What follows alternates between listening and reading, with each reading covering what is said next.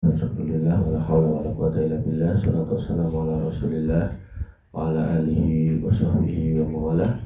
Walifidin azani Allah wa iyyakum. Alhamdulillah, bersyukur kita aturkan kehadirat Allah atas nikmat yang besar, wabil khusus nikmat iman yang selalu harus kita syukuri pada kita semua, agar kemudian kita bisa terus istiqomah di jalan ini sampai kemudian kita menghadap Allah Subhanahu wa taala dalam keadaan husnul khotimah. Walifidin azani Allah wa iyyakum. Masih dalam tema pembahasan bab salat, kita sampai di kitab yang ketiga, yaitu 3 masalah penting terkait dengan salat, karya atau tulisan dari Syekh bin Baz rahimahullah taala, mufti Saudi Arabia pada zamannya, guru para ulama-ulama sekarang yang ada di sana. Kita sampai di poin yang ke-9, bahwasanya sujud sambil bertakbir dengan meletakkan kedua lutut sebelum tangan. Sujud sebelum bertakbir dengan meletakkan kedua lutut sebelum tangan. Jadi dalam kitab ini Syekh bin Baz merojihkan untuk meletakkan lutut dulu sebelum tangan. Ada kitab sebelumnya yang rojih adalah meletakkan tangan dulu sebelum lutut. Tapi beliau mengatakan jika hal tersebut memungkinkan, dan jika tidak maka mendahulukan kedua tangan sebelum kedua lutut sambil menghadapkan kedua jari telapak kaki dan jari-jari kedua telapak tangan ke kiblat dengan posisi jari-jari telapak tangan rapat. Jadi waktu sujud kedua telapak tangan rapat. Jadi beliau merojihkan yang meletakkan lutut dulu daripada tangan, namun tidak menyalahkan atau tidak melarang mereka yang kemudian mendulukan tangan daripada lutut. Ini dalam fikih biasa, ini namanya khilaf. Artinya selama yang terjadi satu di antara dua pilihan, di mana ada ulama yang berpegang di situ dengan dalil-dalil yang mereka yakini, maka dalam hal fikih sekali lagi itu tidak apa-apa. Tapi dalam hal akidah nanti berbeda. Jadi dalam pembahasan kita ini bab salat, maka ini adalah fikih dengan jari-jari menghadap ke kiblat. Nah, menghadap ke kiblat dan rapat, bukan dibuka, rapat. Dan sujud di atas 7 anggota tubuh, yaitu dahi bersama hidung. Ini bukan yang minggu lalu. Dahi bersama hidung, kemudian kedua telapak tangan, 3, kemudian kedua lutut, 5, kemudian kedua jari, kedua telapak kaki, sambil membaca doa Subhana Rabbiyal A'la, Subhana Rabbiyal A'la. Jadi cara membedakannya atau memahaminya, bahwasanya ketika kita merendah dalam posisi sujud, itu kan kita rendah gitu. Tapi kemudian kita menyatakan Allah sebagai Al-A'la. Jadi ketika kita nyatakan Allah Al-A'la pada posisi kita sedang merendah, ini menunjukkan bahwasanya kita ini manusia yang rendah di mata Allah Subhanahu wa taala. Jadi merendahkan diri di hadapan Allah itu boleh. Tapi kalau merendahkan diri di hadapan manusia itu tidak boleh. Merendahkan diri di hadapan manusia itu kamu menjelek-jelekan dirimu supaya kamu mendapatkan belas kasihan manusia, itu tidak boleh. Itu nanti ada di bab akhlak. Tak boleh seorang muslim seperti itu. Karena Allah Subhanahu wa taala mengatakan fala tahinu wa la tahzanu wa antumul a'launa in kuntum ta'lamun. Jangan kamu merasa hina, jangan kamu merasa sedih, karena keimanan kamu menjadikan kamu itu lebih mulia daripada orang yang tidak beriman. Jadi tidak boleh ngemis-ngemis kemuliaan dengan cara menghinakan diri kepada orang lain. Dianjurkan pula membaca Subhanakallahumma rabbana wa bihamdika Allahumma gfirli. Ini pilihan ya, jadi nggak harus dua-duanya. Kalau mau ini ya silakan, mau ini silakan. Cuman kalau ini minimal ya 3 kali, kalau ini 1 kali cukup. Walaupun imamnya lama, maka silakan kamu ini diulang-ulang atau ini diulang-ulang, nggak apa-apa. Jadi dalam sholat itu nggak boleh ada atau jangan sampai ada saat atau keadaan di mana kamu diam aja gitu. Jadi kalau dalam sholat siang, misal kamu udah baca surat Al-Fatihah, amin, kemudian kamu baca surat, imamnya masih berdiri, tambah lagi suratnya gitu. Demikian juga ketika kamu rukuk atau sujud, ketika kamu udah baca bacaanmu, imamnya kok belum selesai, ya kamu lanjutin lagi baca, jangan diam ya. Dan memperbanyak doa sebagaimana sabda Nabi SAW, fa'ammar ruku fa'addimu fihi rabb. Kalau ruku maka agungkanlah Allah, wa amma sujud fajtahidu fit du'a. Maka kalau sujud bersungguh-sungguhlah dalam berdoa, faqaminun ayyustajabalakum. Sebab doa yang bersungguh-sungguh saat itu adalah layak untuk diterima bagi kalian. Jadi di sini maknanya adalah kamu berdoa doa sujud dulu, subhana rabbiyal a'la, subhana rabbiyal a'la. Nah, maka kemudian setelah membaca ini, maka silakan ditambahi doa sesuai keinginanmu atau sesuai kebutuhanmu, tapi pastikan atau usahakan pakai bahasa Arab karena itu rangkaian sholat. Walaupun ada sebagian ulama yang membolehkan pakai bahasa daerah, tapi saya secara pribadi lebih condong untuk yang berbahasa Arab karena itu rangkaian sholat. Sehingga dalam sholat itu nggak boleh kemudian ada tambahan-tambahan yang di luar daripada dalil, daripada keabsahannya. Karena sholat itu adalah berbahasa Arab, maka ya berbahasa Arab. Kenapa? Karena Nabi SAW mengatakan shollu kama ra'aitumuni usolli, sholatlah sebagaimana kalian melihat aku sholat. Nah, kemudian Nabi SAW juga bersabda aqrabu ma yakunul abdu min rabbih, ya, saat dimana seorang hamba itu paling dekat dengan Rabbnya, wa huwa sajid, ketika dia sedang sujud. Fa'aksiru ad-doa, maka perbanyaklah doa. Kedua hadis tersebut diriwayatkan oleh Muslim dalam sahihnya. Hendaknya di waktu sujud ia mohon kepada Tuhannya, kepada Rabbnya, kebaikan dunia dan akhirat untuk diri dan orang lain dan kaum muslimin, baik itu dalam sholat wajib maupun sholat sunnah. Ya, gampangnya kalau kamu bingung mau baca apa, baca Rabbana atina fid dunya hasanah fil akhirati hasanah bisa. Kalau kebaikan untuk kaum muslimin, ya kamu bisa doakan Allahumma ighfir lil muslimina wal muslimat wal mu'minina wal mu'minat al ahya'i wal amwat innaka samil qaribun mujibud da'wat. Atau kamu doakan kaum muslimin yang secara khusus, yaitu orang tuamu, Rabbi firli wa walidayya warhamhuma kama rabbayani shaghira. Tiga itu kalau kemudian kita ulang-ulang atau kita lakukan, insya Allah itu lebih baik daripada tidak. Atau kemudian kamu bisa minta ya, minta apa? Minta harta yang banyak, minta keturunan yang banyak. Allahumma aksir mali wa aksir auladi wa barik li fima ataitani, itu juga bisa, dan seterusnya. Maka dari sekian banyak pilihan doa, pilihlah doa yang cocok dengan dirimu, cocok dengan kebutuhanmu, cocok dengan suasana hatimu. Hafalkan dan lafalkan pada saat sholat. Jangan sholat yang mungkin gitu aja, nggak paham sholat apa, buru-buru, cepat-cepat gitu kan. Maka rugilah orang-orang yang sholat sebagaimana dikatakan oleh Allah Subhanahu Wa Taala, fawailun lil musallin alladzina hum an sholatihim sahun. Jadi sholatnya udah melihat waktu, udah mepet-mepet waktu, kemudian dia wahum yuraun, sholatnya hanya untuk riak kepada manusia. Apalagi sholatnya ala-ala orang munafik. Apa itu? Wa idza qamu ila shalah qamu kusala. Waktu sholat adzan malas-malesan. Kemudian ketika sudah selesai, wala yadhkurunallaha illa qalila. Tidak sholat kecuali mengiringi dengan zikir yang sangat sedikit, buru-buru. Nah, tapi saya habis salam kemudian benar-benar pengen buang air besar, gimana? Silakan. Ya, wudu lagi, duduk lagi, zikir lagi, wirid lagi. Ya. Intinya kalian yang masih belum punya pasangan, belum punya anak, belum punya beban hidup yang berat gitu kan, maka pastikan sholat itu dengan tenang, dengan khusyuk, jangan buru-buru. Karena ketika kamu mendekat kepada Allah Subhanahu Wa Taala dalam kondisi lapang, maka nanti ketika kamu dalam kondisi sulit, Allah akan mendekat kepadamu. Nah, gitu loh. Taqarrab firraha, qarab buka Allah fisida. Mendekatlah pada Allah Subhanahu Wa Taala dalam keadaan lapang, maka Allah akan mendekat kamu dalam kondisi yang sulit. Jangan dibalik-balik, kamu ada masalah baru mencari Allah, itu keliru. Qanibitin azan ya Allah wa iyyakum. Ya, walaupun enggak keliru banget, cuman maksud saya itu jangan menjadi manusia-manusia yang hanya mencari orang pas butuh gitu. Jadi itu benar akhirnya terjadi sama manusia. Ya, nggak pernah ketemu, puluhan tahun nggak ketemu, sekali-kali ketemu boleh utangan gitu kan, mesti utangin nyaur gitu kan. Banyak bagi orang-orang seperti itu ya. Orang-orang yang hanya datang untuk mencari kepentingannya, begitu sudah selesai dia pun lupa kewajibannya ya. Jangan menjadi orang-orang seperti itu, orang-orang yang nggak bersyukur.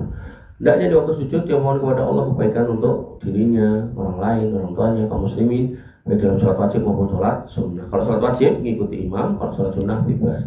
Dan di waktu sujud hendaknya meregangkan kedua lengan dari kedua lambung. Jadi di sini ya, jangan dipepet ke, jangan sampai ini apa namanya, siku ini nempel di perut, lambung ada di perut, dan perut dari kedua paha sambil mengangkat kedua hasta lengan dari tanah.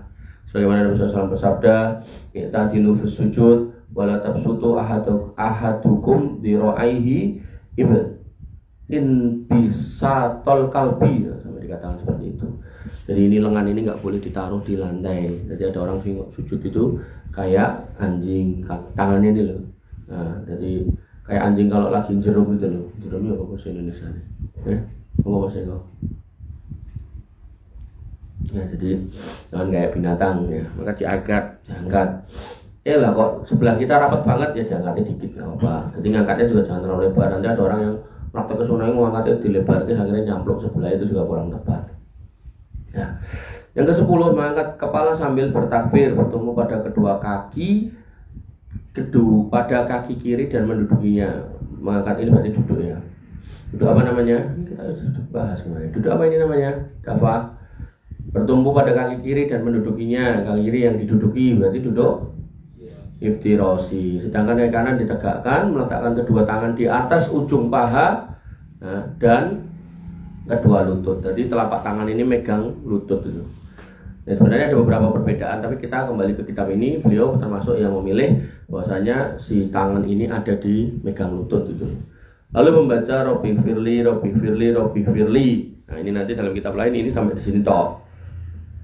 Dan pilihan keduanya Allahumma firli warhamni wahdini, Allahumma firli warhamni wahdini warzuqni wa'afini wajburni. Ini pilihan kedua. Tapi dalam kitab ini beliau menggabung Rabbi firli, Rabbi firli, Rabbi firli, Allahumma firli warhamni wahdini warzuqni wa'afini wajburni. Artinya kalau panjang ini nggak apa-apa. Cuman 3 ini 1, 2, 3. Kalau imamnya udah Allahu Akbar ya udah nggak usah dilanjutkan sampai belakang.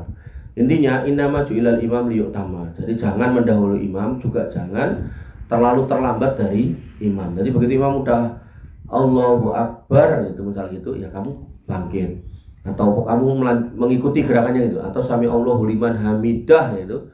Maka itu menjadi patokan kamu mengikuti gerakan imam. Jadi jangan masih berdoa sing liya gitu akhirnya dia mengucapkan takbir lagi berikutnya, itu salah ya, kurang sempurna salatnya. Hendaknya tumakninah berarti sebentar di waktu duduk hingga setiap persediaan benar-benar pada posisinya, sebagaimana saat ia berdiri i'tidal sebelum rukuk, karena Nabi SAW memanjangkan waktu i'tidalnya sebelum rukuk dan ketika duduk di antara dua sujud. Ini intinya kalau kamu baca doa dengan baik dan benar, nggak terburu-buru, itu tumakninah itu tercapai. Tapi kalau doanya subhanallah itu mesti enggak tumakninah. Dan sekali lagi tumakninah ini bagian dari rukun ya. Jadi kamu kalau mendapati masjid yang sholatnya imamnya ngaco ngebut gitu kan, maka ya sebaiknya jangan bermakmum lagi sama beliau gitu ya. Karena khawatirnya sholatmu selama kamu bersama dengannya enggak terterima gitu loh, karena enggak tumakninah. Kan ada tuh orang taraweh 23 rakaat tapi cuma selesai dalam waktu 5 menit, itu enggak kebayang cepetnya. Ya kayak di kamu lihat di medsos itu kan. Amin gitu deh. Wah, akbar. Itu ngawur banget. Tapi ya gimana? Kejahilan merajalela dan malah masyarakatnya mendukung, itu malah rame. Sini cah nom-nom meneh gitu kan. Kendang baru nyuwat mercon apa kemana ya. Yang ke-11, sujud yang kedua sambil bertakbir. Jadi dia habis sujud, duduk di antara dua sujud, duduk iftirosi, kemudian sujud kedua. Dalam melakukannya sebagaimana ia lakukan pada sujud yang pertama. Jadi modelnya sama. Jadi nggak ada bedanya sujud yang pertama dan sujud yang kedua. Bahkan nanti sampai terakhir sholat semua jenis sujudnya sama. Jadi nggak ada perbedaan dalam tata cara sujud. Bahkan ya toh, dalam sebuah kitab fikih kalau nggak salah kitabnya Syekh Albani Sifat Sholat Nabi, itu disebutkan bahwasanya sujudnya laki-laki dan perempuan sama aja.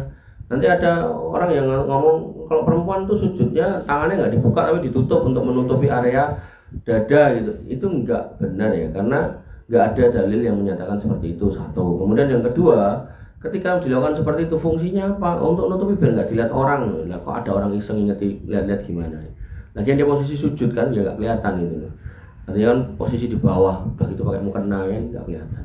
Maka dalam hal ini ya enggak ada perbedaan antara sujud tiap rakaat pertama kedua atau di tiap rakaatnya, baik laki-laki maupun perempuan. Tata caranya sama, yaitu sikunya diangkat, dijauhkan dari perut, kemudian jari-jarinya dirapatkan.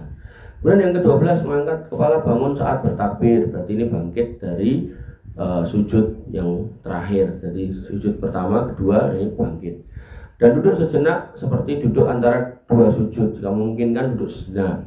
Jadi begitu imam angkat dulu kepalanya, duduk sebentar, kemudian sebentar banget, jadi nggak usah sampai semenit gitu, enggak. Paling hitungan berapa, 3 detik atau mungkin 4 detik baru kemudian berdiri Allahu Akbar. Ini disebut duduk istirahat. Hukumnya sunnah menurut pendapat yang lebih kuat dari dua pendapat para ulama. Dan jika ditinggalkan maka tidak apa-apa. Nah ini loh. Jadi saya itu senangnya Imam Syekh bin Baz itu dia luas gitu. Jadi ketika kamu sujud langsung bangun, Allahu Akbar langsung bangun, itu nggak apa-apa. Karena nanti ada di kitab fikih tertentu atau ulama tertentu yang mengatakan itu harus gitu. Dan duduk ini tidak ada bacaan atau apapun doanya. Jadi nggak ada bacaan atau doanya. Jadi nggak perlu ditambah-tambahi. Sama dengan kayak itu takbir di antara takbir pada sholat id gitu kan. Itu kan takbir 7 sama takbir 5 gitu. Itu yang saya tahu alam itu nggak ada dalil satupun yang menyebutkan adanya bacaan di antara dua takbir itu. Tapi ada sebagian orang yang kemudian ini harus baca ini baca itu gitu kan. Dan di sini nggak kemudian terdapat hal seperti itu.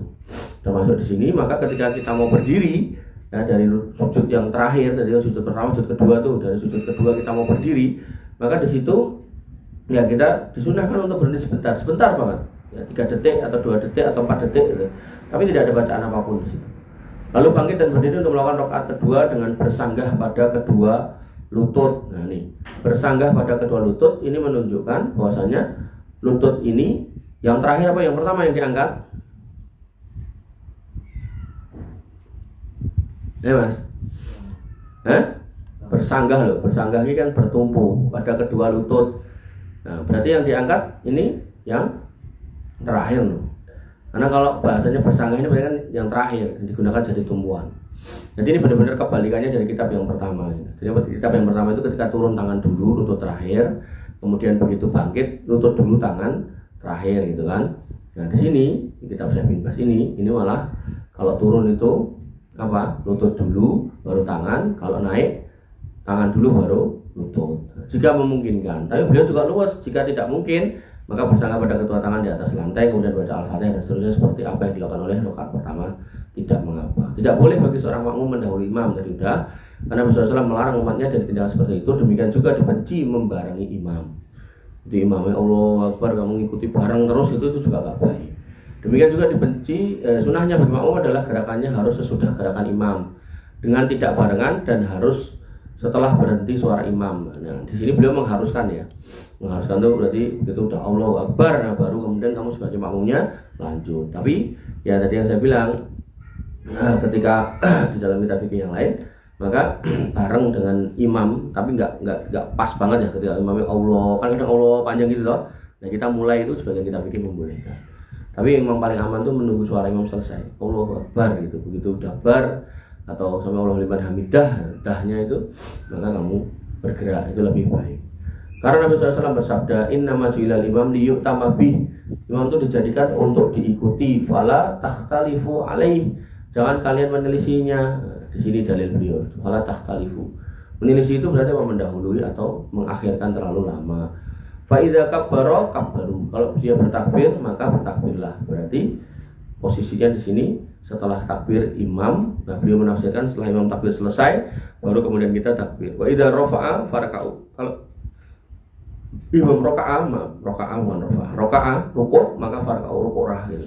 Berarti di sini maksudnya roka'ah itu setelah selesai rukuknya. Jadi rukuk yang sudah pas rukuk rampung posisi rukuk itu loh. Maka kamu baru rukuk. Wa idza qala ketika imam mengatakan sami Allahu liman hamidah, sami Allahu liman hamidah, faqulu maka ucapkanlah Rabbana walakal hamd. Rabbana ya Rabb kami segala pujian adalah untuk Engkau. Wa idza sajada apabila imamnya sujud fasjudu maka ikutilah sujud. Jika sholat itu adalah sholat 2 rakaat seperti sholat subuh, sholat Jumat, sholat id maka duduknya iftirasi setelah bangkit dari sujud kedua, yaitu dengan menegakkan kaki kanan dan bertumbuh pada kaki kiri, tangan kanan diletakkan di atas paha kanan dengan menggenggam semua jari, menggenggam jari digenggam gini, kemudian jari telunjuk berisyarat dengan tauhid dan saat mengingat Allah Subhanahu wa taala dalam berdoa. Jika jari manis dan kelingking tangan kanan digenggamkan gini, kelingkingi yang mana? Jika jari manis dan jari manis itu yang mana? Oke.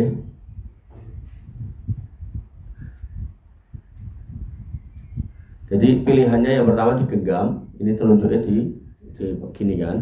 Atau kemudian pilihan yang kedua ini dibuat lingkaran. Nah, terus ini sisanya ngikut nah gini. Nah, pilihannya kayak gitu. Nah, itu juga tidak apa-apa. Dan ini duduknya ya toh, ini sama dengan di kitab sifat sholat Nabi, yaitu ketika sholatnya 2 rakaat maka duduknya adalah iftirasi, bukan tawarruk. Jadi sholat subuh, kemudian sholat Jumat, sholat Id, sholat duha, sholat tahajud, tarawih, itu duduknya iftirasi bukan tawarruk. Di kitab Sahih Bukhari juga sama. Pilihannya digenggam dulu baru dikeluarkan, atau dibikin lingkaran, nah seperti ini. Ditaruh di ujung paha kalian.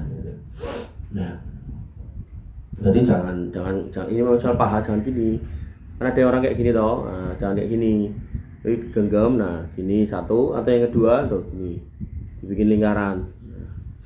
Nah.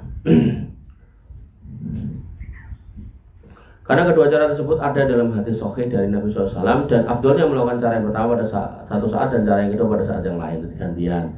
Sedangkan tangan kiri diletakkan di atas ujung paha kiri dan lutut lalu membaca tasyahud.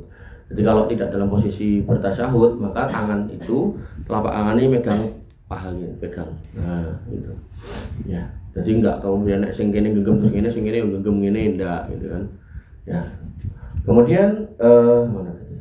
Sedangkan tangan kiri diletakkan di atas ujung paha dan lutut lalu membaca tasyahud, at-tahiyatu lillah wa shalawatu wa thayyibat. Assalamu alayka ayuhan nabiyyu wa rahmatullahi wa barakatuh. Assalamu alayna wa ala ibadillahi sholihin. Satu an la ilaha illallah, satu anna muhammadan abduhu wa rasuluh. Kemudian membaca Allahumma sholli ala Muhammad wa ala ali Muhammad kama sholaita ala Ibrahim wa ala ali Ibrahim innaka Hamidum Majid, wa barik ala Muhammad wa ala ali Muhammad kama barakta ala Ibrahim wa ala Ibrahim innaka Hamidum Majid. Ini yang bawah ini namanya sholawat Ibrahimiyah. Yang saya tahu Allah Ta'ala alam, ini sholawat yang paling baik. Jadi kamu kalau mau bersolawat Allahumma sholli ala Muhammad, ini yang paling pendek. Dalam sholat dalil yang ada tidak ada tambahan sayyidina wa maulana dan seterusnya, enggak ada. Cuman Allahumma sholli ala Muhammad. Loh, kita enggak beradab sama Nabi Muhammad? Enggak, justru ini beradab karena ngikuti perintah Nabi Muhammad. Tapi kalau kamu dalam kondisi tidak sholat, misal baru duduk nunggu obat atau nganter ibumu ke pasar, nunggu di parkiran, kamu mau sholawatan, nah silakan kamu tambah sayyidina wa maulana, terserah silakan. Tapi dalam hal sholat, sholu kama ra'aitumuni usolli, patokannya ya contoh Nabi, jangan kemudian bikin sendiri ya. Di sini nggak ada tambahan sayyidinanya, jadi tidak usah ditambahi.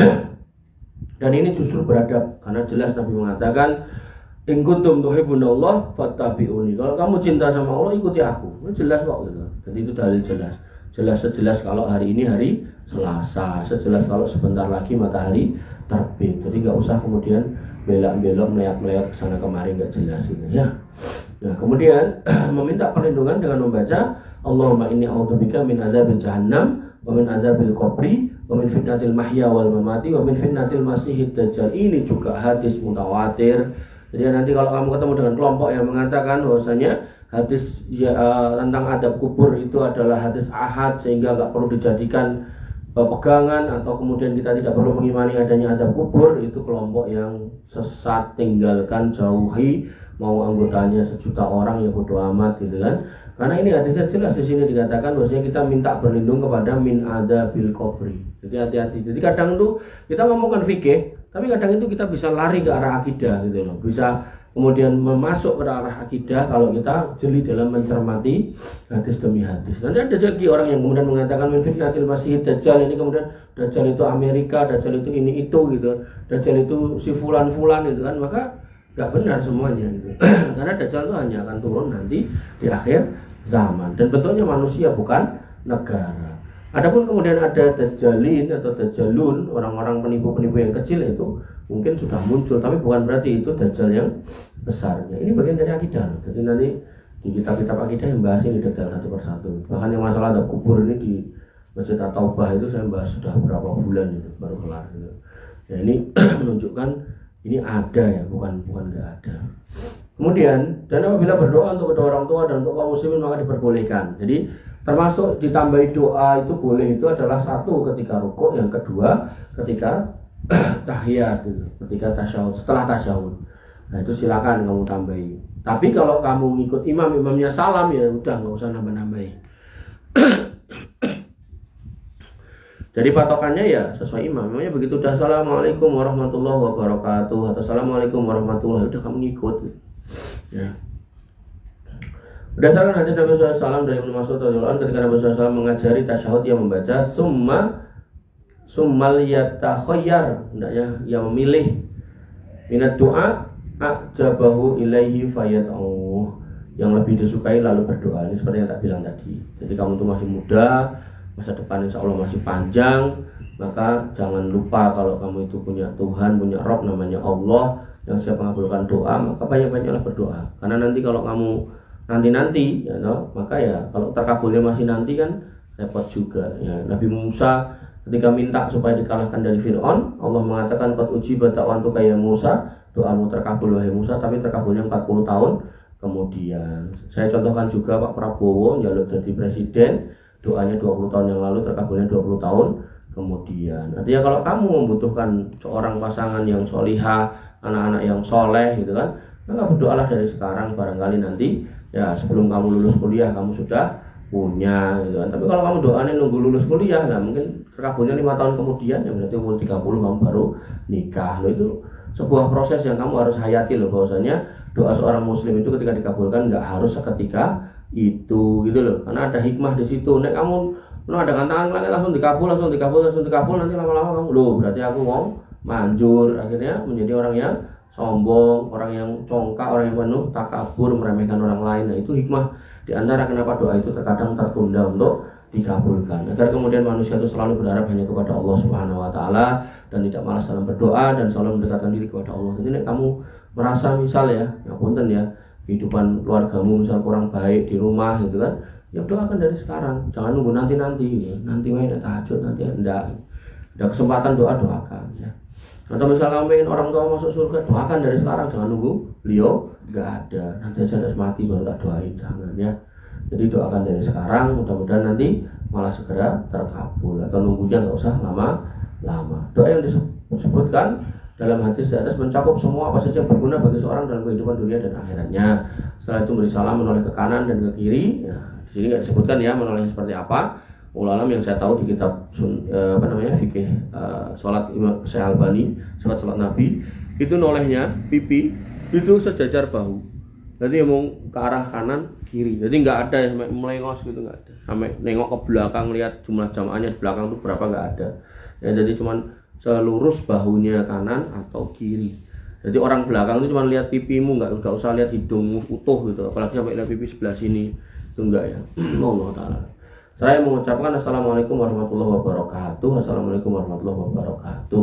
Di sini beliau mengompliti ucapan salamnya. Nanti dalam kitab fikih yang lain cuma sampai Assalamualaikum warahmatullahi gitu. Jadi yang benar Allah alam di sini kalau barakatuh ya semuanya barakatuh.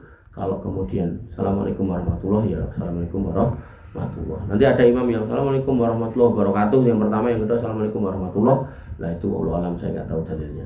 Jadi dalam fikih itu kadang itu kita ya perlu sedetail itu, hati-hati. Kenapa? Pesan Nabi tadi loh, shollu kama ra'aitumuni usolli. Sholatlah sebagaimana melihat aku sholat. Jika sholat yang dikerjakan adalah 3 rakaat seperti maghrib atau 4 rakaat seperti isya, duhur, asar, maka hendaknya ia membaca tasyahud tersebut di atas dengan membaca sholat kepada Nabi SAW, kemudian bangkit dengan bersanggah dengan kedua lututnya sambil mengangkat kedua tangan sambil sejajar dengan kedua pundak dan baca Allahu Akbar. Ini menunjukkan bahasanya menurut ya Syekh bin Baz, ketika rakaatmu adalah 3 ke atas, maka bacaanmu cuma sampai di sini. Cuman sampai di bacaan syahadat. Jadi yang sholawat di bawah tidak. Jadi ini dibaca untuk tasyahud yang akhir. Nah, berdasarkan tulisan ini gitu kan. Kemudian bangkit dengan bersanggah pada kedua lutut. Ini menunjukkan bahwasanya yang diangkat dulu adalah tangan. Sambil mengangkat kedua tangan sampai sejajar dengan kedua bahu, diangkat Allahu Akbar atau sejajar dengan pundak. Itu opsi. Ya, jadi kok boleh tinggi banget. Kalau ini kan udah melebihi bahu gitu kan, atau melebihi telinga gitu. Lalu meletakkan kedua tangan di dada gitu kan. Nah, jadi jangan terlalu tinggi juga, ya dada ditekan leher gitu kan, jangan. Nah, kemudian baca Allah Akbar, lalu meletakkan kedua tangan di dada sebagaimana diterangkan, dan di atas kemudian membaca Al-Fatihah saja. Jadi rakaat 3 dan 4 membaca Al-Fatihah saja. Jika yang membaca surat atau ayat pada rakaat ketiga dan keempat dalam sholat zuhur sudah Al-Fatihah pada saat tertentu, maka tidak mengapa, karena ada hadis sahih menunjukkan hal tersebut dari Nabi SAW yang bersumber dari Abu Sa'id radhiyallahu anhu. Jadi ketika ada tambahan surat pendeknya, maka beliau tidak melarang, ya, tidak melarang. Walaupun nanti dalam kitab fikih yang lain itu ada semacam kayak memakruhkan gitu. Tapi kalau beliau meyakini ada dalilnya, walaupun di sini nggak ditampilkan, maka di situ ya berarti silakan. Itu ada keluasan di situ. Nah, wabil khusus ya, ketika kemudian kita jadi makmum, imamnya kan kadang mungkin baca Al-Fatihah itu pelan-pelan gitu kan. Nah, kamu Al-Fatihah udah selesai gitu kan, maka ya jangan ulangi Al-Fatihah, yang Al-Fatihah sekali aja, maka tambahi dengan surat pendek. Ulu ahad, kalau belum selesai, nah maka tambahi qul a'udzu birabbil falaq. Kalau masih belum selesai, qul a'udzu birabbin nas boleh juga. Ya. Dan jika tidak membaca sholawat pada tasawuf pertama, maka tidak mengapa. Makanya beliau cuma sampai pada bacaan syahadat. Karena hukumnya sunnah tidak wajib pada tasawuf awal. Nah, artinya, kalaupun pada tasawuf yang pertama imamnya lama, lanjutkan dengan sholawat Ibrahimiyah, maka itu lebih baik ya, dalam rangka agar tidak diam aja. Kemudian baca tasawuf setelah rakaat ketiga pada sholat maghrib dan setelah rakaat keempat pada sholat duhur, asar, isya, berikut dengan sholat pada Nabi SAW, dan mohon perlindungan kepada Allah dari 4 perkara yang disebutkan di atas, yaitu azab neraka, jahanam, siksa kubur, dan fitnah kehidupan dan kematian, dari fitnah dajjal. Lalu memperbanyak doa. Memperbanyak doa sekali lagi, kalau kamu adalah makmum, maka mengikuti lamanya imam. Artinya kalau imam kamu sempat baca doa tambahannya, imamnya udah salam, ya udah, nggak usah kemudian nambah-nambah doa. Kemudian mana tadi? Dan di antara doa yang diajarkan pada akhir tasawuf juga dalam kesempatan lain, yaitu Rabbana atina fid dunya hasanah fil akhirati hasanah, yang paling umum. Nah, ini sudah mencakup kebaikan dunia dan akhirat. Bahkan sebagian ulama memasukkan di sini yang mencakup, yang meminta pasangan yang baik, yang soleh, yang solehah gitu. Ya, meminta anak yang baik, mencakup di sini. Ya. Penting pokoknya kamu kalau doa tuh menghayati kamu tuh minta apa gitu. Dan buru-buru. Karena ada hadis sahih yang bersumber dari Anas radhiyallahu anhu yang berkata, karena aksaru du'ain Nabi sallallahu alaihi wasallam Rabbana atina fid dunya hasanah fil akhirati hasanah wa qina adzabannar. Bahwasanya doa yang paling banyak dilafalkan Nabi sallallahu alaihi wasallam adalah Rabbana atina fid dunya hasanah fil akhirati hasanah wa qina adzabannar. Ini yang kalau orang Jawa menyebut sebagai doa sapu jagat, jadi menyapu semua kebaikan yang ada di jagat ini. Sebagaimana telah disebutkan di atas, dalam sholat 2 rakaat hanya saja posisi duduk saat ini adalah duduknya tawaruk, karena ini tasahud yang kedua, yaitu ada di rakaat yang ketiga atau yang keempat, yaitu duduk dengan meletakkan telapak kaki kiri di bawah betis kaki kanan. Nah, sekarang pertanyaannya mas, kalau kamu sholat witir 3 rakaat yang langsung bersambung, kan witir itu bisa 2 salam plus 1, ini 3 langsung nyambung, kemudian tasahudnya berarti kan sekali terakhir. Pertanyaannya, duduknya tawaruk apa iftirosi, Mas Angga? Ngawur ya apa-apa, salah tak bener ke? Oh. Nah, salah, iftirosi. Ya. Jadi tawaruk itu harus ada duduk iftirosinya dulu. Nah, jadi kalau konteksnya adalah witir itu kan rakaatnya bener 3, tapi kan tasahudnya cuma 1. Maka kalau mengacu pada tata cara yang dijelaskan oleh Syekh bin Baz ini, maka duduknya adalah iftirosi. Tapi kalau kamu witirnya 2 salam kemudian 1 salam gitu kan, maka 2 salam itu ya iftirosi, 1 salam ya iftirosi. Jadi enggak kemudian ini kan sambungannya yang sebelumnya, enggak.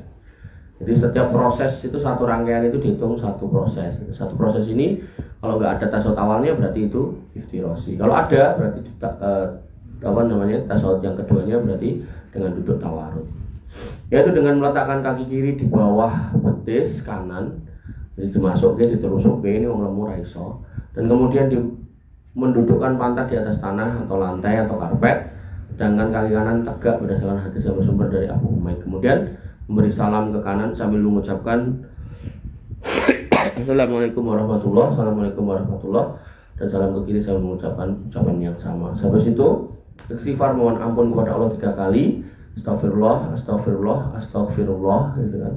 Lalu membaca Allahumma antas salam wa minkas salam tabarakta rabbana ya dzal jalali wal ikram.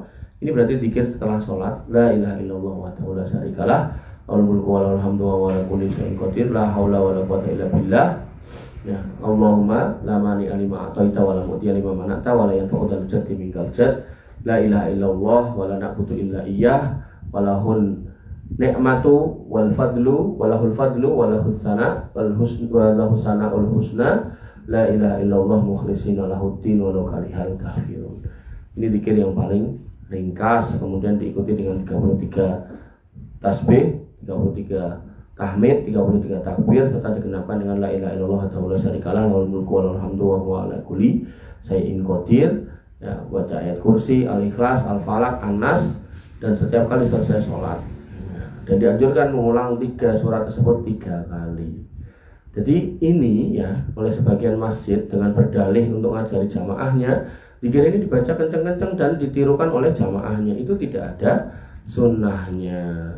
Lalu gimana caranya agar jamaahnya bisa belajar tata cara zikir yang benar? Yang saya lihat di masjid-masjid Saudi Arabia itu ya dibikin banner gede, ditaruh di dinding tembok yang paling depan, tapi dia agak diangkat gitu. Jadi dari jarak agak jauh bisa kebaca, tapi tidak mengganggu orang yang sholat. Jadi mereka setelah duduk yang nggak hafal urutannya, ndangak ke atas melihat itu urutannya apa. Itu cara loh, itu sebuah metode yang cakep loh. Termasuk di jalan tol Saudi Arabia yang saya tahu ya, itu agar menghindari pengemudi ngantuk, kan jalannya lebar, lurus, panjang gitu kan, itu marai ngantuk gitu. Itu di pinggir-pinggir jalan tolnya itu ada plang-plang dikir gitu loh, subhanallah, nanti sekian ratus meter lagi alhamdulillah, sekian ratus meter lagi Allahu Akbar, udah lurus lagi astagfirullah. Jadi orang sambil nyopir sambil berzikir kayak gitu. Nah maka itu yang menarik ketika kita mau mengamati. Jadi ada cara-cara yang lebih baik atau cara-cara yang tidak melanggar sunnah gitu kan, sehingga bisa kita praktekkan untuk memudahkan kaum muslimin.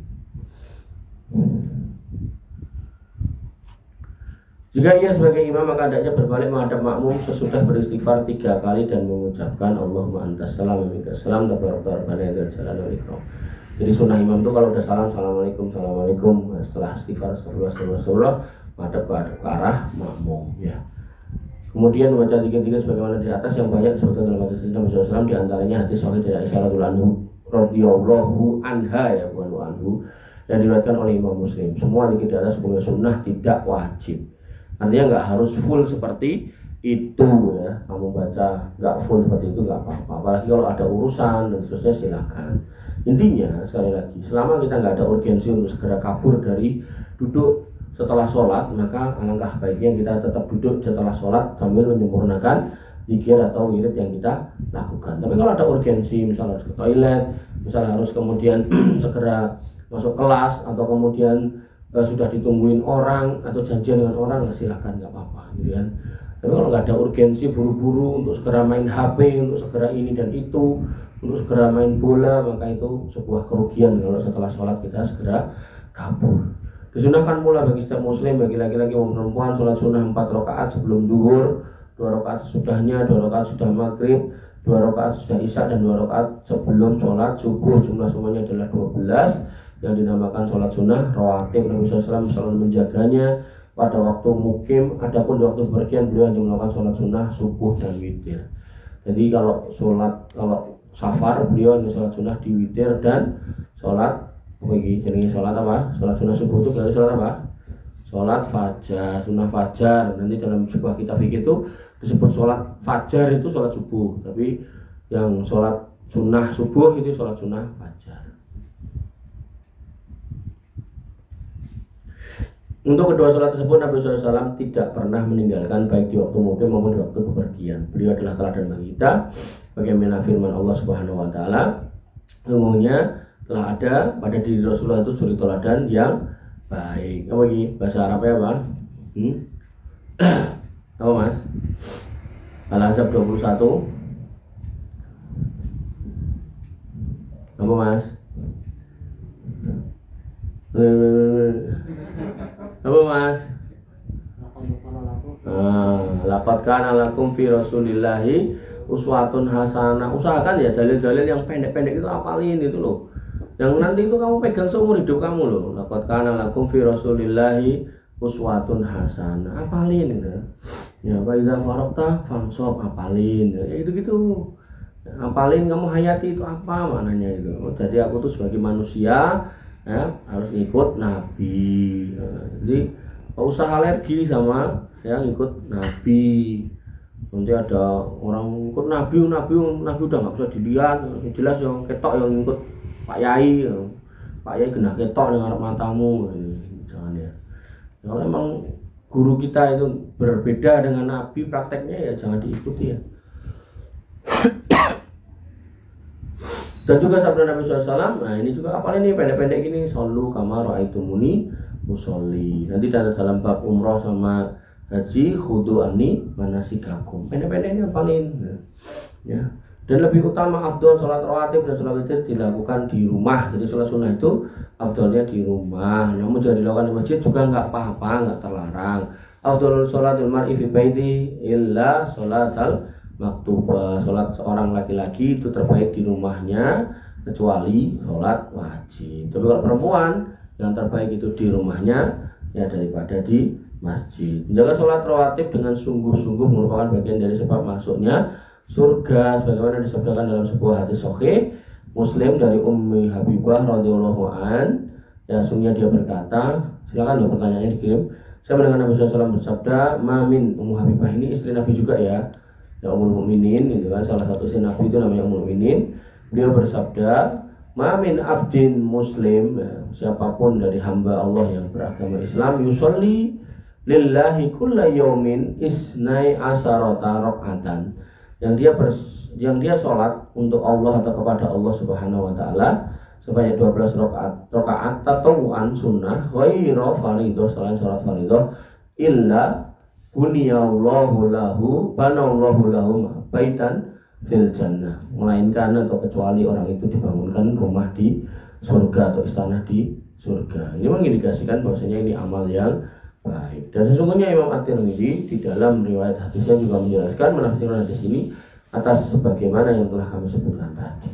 Artinya gini, ketika kita di dunia aja kita nyalengi sedemikian rupa untuk dapat rumah, walaupun cuma rumah kecil atau rumah sederhana gitu, maka di surga harusnya kamu lebih bersemangat untuk melakukannya. Padahal di dunia ini untuk mengumpulkan dapat rumah itu ya orang itu kerja mati-matian seperti itu, ya sampai kadang lupa pulang dan seterusnya, sosoknya lupa mandi, ada orang yang sampai lupa makan akhirnya sakit dan mati gitu kan, itu pun dikerjakan.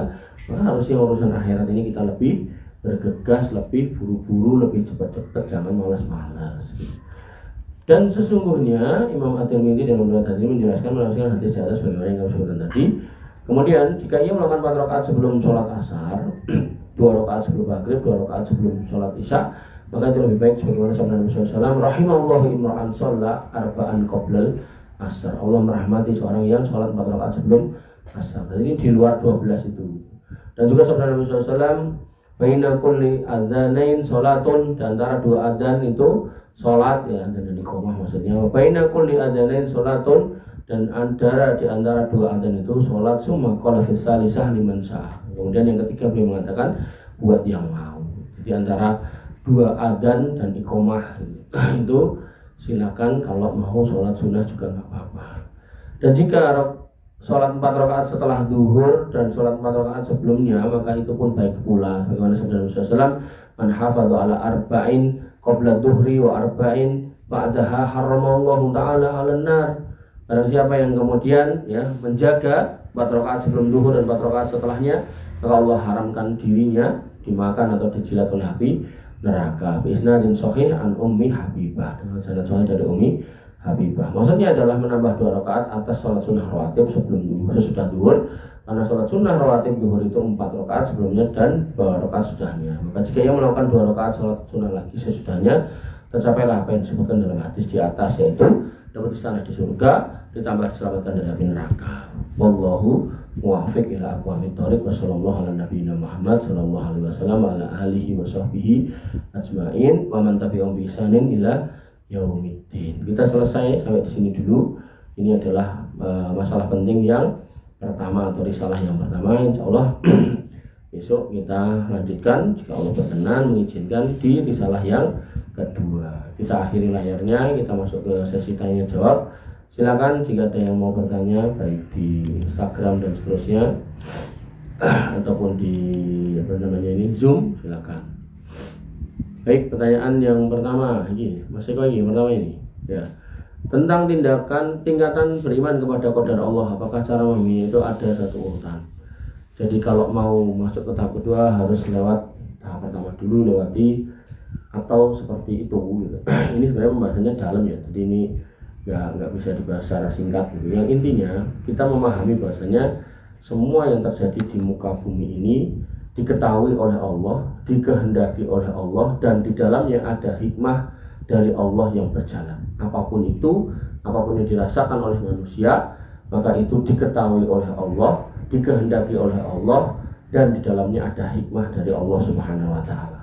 Nah, itu aja jumlah yang kamu pegang. Apapun, ya apakah kamu dapat duit, itu berarti diketahui Allah, kemudian dikehendaki oleh Allah, ada hikmahnya. Atau kamu dapat musibah, itu diketahui Allah, diilmui oleh Allah, dan berjalan di atas kehendak Allah Subhanahu wa taala, dan di dalamnya ada hikmah dari Allah Subhanahu wa taala. Maka ya, kenapa kita disuruh beriman tentang takdir ini? Dikatakan dalam sebuah ayat, likaila ta'saw ala ma fatakum, agar kamu ketika dapat musibah atau sesuatu yang hilang dari dirimu, kamu nggak perlu putus asa. Punya istri cantik, solihah, kemudian akhirnya minta cerai, nggak usah sedih, nggak usah putus asa. Wala tayasu min rahmatillah, jangan putus asa dari rahmat Allah. Kemudian yang kedua, wala tafrahu bima atakum, dan jangan menjadi orang yang angkuh, yang sombong atas apa yang kamu dapatkan. Mentang-mentang sekolah gelarnya banyak, kemudian berhasil terus mengatakan utituhu min ilmi, aku jadi kaya karena aku hebat, karena sekolahku banyak. Itu salah ya. Artinya apapun yang terjadi sama manusia, apakah dia dapat kenikmatan yang banyak atau sedang lepas kenikmatan dari tangannya, dari dirinya, maka semua atas kehendak Allah, dan di situ ada hikmah dari Allah Subhanahu wa taala, dan Allah tahu semua itu terjadi. Bahkan ya dalam Al-Quran sampai dikatakan daun yang jatuh itu pun Allah tahu gitu loh. Atau kalau kamu suka ngatek semut ngangkati makanan kecil-kecil, semut itu ngangkat apa, di mana, tahu. Sedangkan manusia, semut yang hitam di atas batu hitam, apalagi di tengah kegelapan malam, dia nggak tahu gitu ya.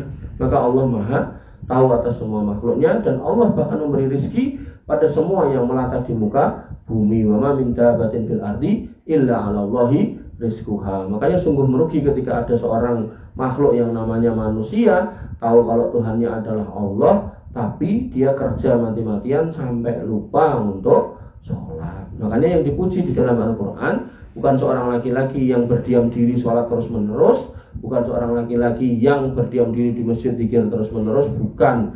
Tapi yang dipuji adalah apa? Rijalul la tulhihim tijaratu wala bai'un an dzikrillah, yaitu laki-laki yang dia itu mau kerja, mau dagang, mau usaha, tapi pekerjaan perdagangannya dan usahanya tidak melalaikan dia dari sholat, dari zikir kepada Allah, dari ngaji, dari belajar. Makanya saya suka lihat bos-bos itu kalau ngaji di masjid itu, wah ini yang dilihat oleh Allah Subhanahu wa taala, orang yang secara bisnis berhasil, secara profesi jalan, secara usaha sukses di dunia, tapi dia tidak lupa untuk duduk bermajelis ilmu. Dan sampai wis ning dunya ndakur-ndakur sampah, nyari-nyari sampah, nyari-nyari rosok, nyari-nyari hal-hal yang orang menyepelekan itu, malah sampai meninggalkan sholat. Itu kan direwangi macul, nanti kadang saya lihat di sawah itu kadang ada bapak macul sampai maghrib masih di sawah, ngapain gitu kan.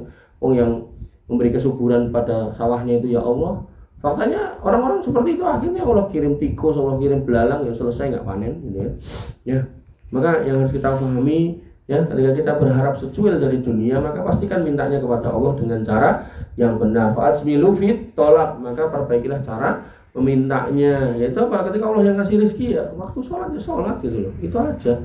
Dan kita masuk surga bukan karena amal kita, tapi karena rahmat Allah. Kalau kita mau jujur, 5 kali sholat dikalikan 5 menit itu cuma 25 menit, cuma setengah jam. Nah, sisanya 10 3,5 jam kita itu tidak sholat. Kalau ibarat dagang, sebenarnya kita itu udah pedagang yang rugi, karena yang kita kerjakan sama yang kita harapkan itu nggak sebanding. Kita cuma kerja setengah jam tapi berharap balasan yang full. Tapi karena Allah itu Maha Rahim, maka dengan rahimnya Allah akan membalas kebaikan orang-orang yang sudah beribadah kepadanya, yaitu sholat dengan balasan yang lebih dari yang dia sangka. Sehingga disitulah berlaku ar-rahimnya Allah untuk orang-orang yang beriman di akhirat ya.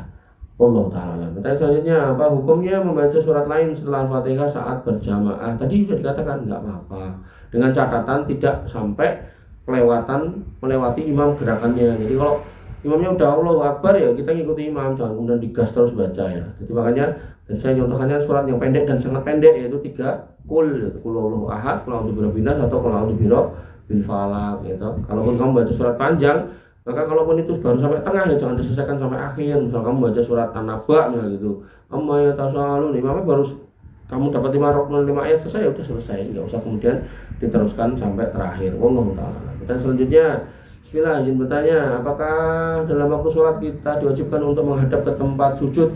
Saya pernah melihat imam besar Timur Tengah, jarang ada yang melihat ke tempat sujud, dan mohon penjelasannya. Baik, kalau dari sisi ya, dari sisi dalil, iya perintahnya melihat ke tempat sujud. Adapun ketika kita melihat tadi, dan tak singgung tadi, guru kita, kiai kita, imam-imam besar, kalau memang tidak melakukan itu, maka itu bukan menjadi patokan yang harus kita tiru. Maka kita meniru kembali kepada hadis, karena bunyi hadisnya shollu kama ra'aitumuni usolli, sholatlah sebagaimana engkau melihat Nabi SAW itu sholat. Tapi kalau perintahnya melihat ke tempat sujud, ya itu yang kita lakukan. Wallahu ta'ala alam. Kemudian selanjutnya, bagaimana pendapat fikih tentang penggunaan parfum atau produk perawatan tubuh yang mengandung alkohol sebelum sholat? Maka ini mengaruhi keafdalan dalam sholat. Baik, keharaman alkohol itu karena diminum. Nabi SAW mengatakan kullu muskirin kullu muskirin khamrun wa kullu khamrin haramun. Setiap yang memabukkan itu adalah khamr, dan setiap khamr itu haram. Qaliluhu au kasiru, sedikit atau banyaknya. Nah, ini menunjukkan bahwasannya ilat diharamkannya alkohol adalah ketika diminum. Sehingga sebagian ulama itu dalam konteks penggunaan alkohol pada parfum tidak dipermasalahkan, termasuk penggunaan alkohol untuk alat-alat mensterilkan alat-alat kesehatan tidak dipermasalahkan karena tidak diminum. Dan alkohol yang diminum dengan yang dipakai untuk kegiatan selain diminum itu berbeda kadarnya. Alkohol itu banyak turunannya, ada metanol, ada etanol, ada etil, dan seterusnya gitu. Maka ilatnya adalah ketika diminum. Alkohol medis itu tidak diminum, orangnya mungkin bisa mati karena kadarnya itu 90% dan 70%. Nah, maka dalam hal ini ada sebagian fikih yang membolehkan. Tapi kalau kemudian karena dalam rangka kita berhati-hati, kemudian kita tidak menggunakan, itu lebih gak apa-apa, dan itu keluar dari khilaf. Karena memang ada ulama yang melarang menggunakan alkohol pada parfum. Ala kulli hal ya, selama itu gak diminum dan memang adanya cuman parfum itu dipakai juga tidak apa-apa. Tapi kalau kemudian ya kamu nggak mau dan kamu berhati-hati dan bau badanmu juga tidak apek, ya maka kamu pilih pakai alkohol, pilih pakai parfum yang nggak pakai alkohol, atau kalau nggak punya yang nggak pakai, nggak apa-apa ya. Yang jelas ketika kita mau ke masjid, pastikan kita jangan sampai mengganggu orang lain. Dan gangguan kepada orang lain ini nggak cuman soal sikap kita, nggak cuman soal omongan kita, tapi bau-bau kita itu juga bisa mengganggu orang lain. Saya pernah sholat subuh di sebelah orang yang mungkin orang menganggapnya atau melihatnya sebagai orang alim di situ gitu kan. Tapi begitu kemudian membuka mulut gitu, bau badannya itu bau apa namanya? Bau mulutnya itu, kan bangun tidur mungkin lupa sikat gigi gitu. Bau mulutnya itu luar biasa. Makanya kamu ingat-ingat di kata-kata Nabi SAW mengatakan laula an asuqa ala ummati la amartuhum bisiwakin inda kulli sholah. Sekiranya tidak memberatkan bagi umatku, tak suruh gosok gigi setiap mau sholat. Ini menunjukkan bahwa Nabi SAW itu mencintai kebersihan. Bahkan setiap sholat itu kamu disuruh gosok gigi, berarti sehari 5 kali. Maka seorang muslim ketika ada yang mengingatkan, mas abahku mambu gitu, maka jangan marah, segera gosok gigi. Kalau baru gosok gigi masih bau, segera ke dokter gigi, barangkali gigimu ada lubangnya. Karena kalau udah ada lubangnya, masuk di situ makanan, susah keluar dengan sikat, akhirnya bau, mau kamu gosok gigi berkali-kali. Intinya ya toh, ketika seorang itu pun makan bawang, makan pete dan seterusnya, kita diminta untuk kemudian wudu dan gosok gigi lagi. Maka apalagi ketika itu memang bau dari badan dari segala macam. Jadi kalau kamu pada akhirnya ya kerja keras pontang-panting, misalnya punten ya jadi kuli atau di sawah gitu kan, keringat banyak gitu kan, terus mau ke masjid, pastikan itu dibersihkan dulu, jangan langsung berangkat sehingga baumu mengganggu orang lain. Itu bagian dari mendolimi. Wallahu ta'ala a'lam. Kemudian dan selanjutnya, ketika saya adzan di masjid di Jepang, saya ditegur oleh orang Mesir. Saya ini siapa nih? hayya 'alas shalah menoleh ke kanan, hayya 'alal falah menoleh ke kiri. Apakah ada sunnahnya? Ada. Jadi ada hadis yang menyatakan seperti itu. Nah, mohon jawabannya, mengingat saya harus melakukan adzan beberapa waktu di masjid di Jepang. Ya Allah ya Allah. Jadi ada sunnahnya ya terkait dengan menoleh ke kanan dan ke kiri. Cuman khilafnya adalah zaman dulu disuruh menoleh ke kanan dan ke kiri karena orangnya suruh naik ke atas dan tidak ada speaker. Nah, pertanyaan sekarang, kalau sudah ada speaker apakah masih perlu dilakukan? Maka sebagian ulama mengatakan tetap dilakukan karena yang namanya sunnah kalau memang itu sudah ditetapkan, maka ketika dilakukan tetap mendapatkan pahala. Maka kalau kamu adzan ya toh, mau menoleh dan ke kanan dan ke kiri silakan, enggak pun adzanmu tetap sah gitu. Ya kalaupun kemudian dia mengingatkan, ini berarti dia lebih condong kepada pilihan, yaitu untuk tetap menjalankan sunnah walaupun menggunakan speaker. Makanya masjid yang baik itu ya speakernya yang bisa di semua arah, jadi nggak cuma satu tok corong, kalau perlu 4 mata angin dikasih gitu. Allah taala. Kita sebenarnya kalau orang menyuap ketika sedang sholat kemudian keluar suara hah dengan keras, apakah bisa membatalkan sholat? Kalau membatalkan enggak. Jadi setan itu akan ketawa ketika ada orang yang menguap dan sampai keluar suara hah gitu. Makanya disunahkan buat mereka yang menguap untuk menahan sekuat tenaga. Menahan itu ada 2, bisa pakai tangan, bisa nggak usah pakai tangan tapi tahan. Tapi kalau mampu, kadang ada orang yang mangap tapi kemudian ditahan. Nah, akhirnya rahangnya ini geser. Nah, itu kalau kayak gitu modelannya jangan ditahan. Tapi dia dibuka tapi sambil ditutup gitu loh. Nah, agar setan itu nggak ketawa. Setan itu kalau udah seneng, dia akan membesar dan akan berteman dengan orang yang bikin seneng. Kayak manusia lah. Kamu misalnya seneng sama teman sebelahmu gitu. Kita bocahnya apik, jaluk tulung oke, dijak ngobrol enak gitu kan. Akhirnya ya udah bertemanlah kalian kan gitu. Nah, maka setan juga sama. Ketika kamu membuat dia senang ya kan, maka ya dia akan berteman denganmu, menemanimu, mengancanimu dan akhirnya mengajakmu ke sana kemari termasuk ke neraka. Naudzubillah semua, naudzubillah. Padahal setan adalah musuh yang nyata. Fattahiduhu aduwa. Jadikanlah dia musuh, jangan jadikan dia teman. Wallahu taala alam. Dan selanjutnya ketika bangkit berdiri dari sujud, itu telapak tangan boleh mengepal apa harus dibuka? Nah, berdasarkan yang sudah kita baca, tidak ada instruksi mengepal atau membuka. Ini menunjukkan ada kebebasan dibuka atau dikepalkan. Tapi kalau kita kembali kepada posisi sujudnya, pas sujud itu tangan nggak boleh ngepal tapi dibuka. Maka dalam kondisi kembali ke situ, maka nggak ada adegan mengepal atau sejak sujud, maka ya nggak dikepalkan. Tapi kalau dalilnya nggak ada, sehingga dalam hal ini ya Allah ta'ala alam, kita nggak menyalahkan yang mengepal, tapi alangkah afdolnya kalau dibuka. Wallahu ta'ala alam. Dan terakhir, bagaimana ijabnya seorang yang tidak bisa bicara ketika menikah? Maka ketika dia bisa menulis, silakan ditulis. Dan orang yang biasanya cacat, entah tunarungu tunawicara, dia bisa bahasa isyarat. Maka ketika dia bisa bahasa isyarat, ya saran saya saksinya adalah orang yang paham bahasa isyarat. Jadi jangan orang yang nggak paham bahasa isyarat. Misal dia ngomong saya terima ya boyo, sepuluh lah dan ibu saya bisa. Nah, saya terima nikahnya fulanah gitu. Nah, maka saksinya saran saya ya salah satu gurunya di sekolahnya atau ya saudaranya yang paham bahasanya, gitu ya. Jadi agar kemudian nikahnya sah. Wallahu taala a'lam. Dan nanti kita kalau nggak salah di bab nikah itu ya. Pernikahan itu sudahlah, nanti kawan-kawan kita bahas saja menikah ya nggak salah.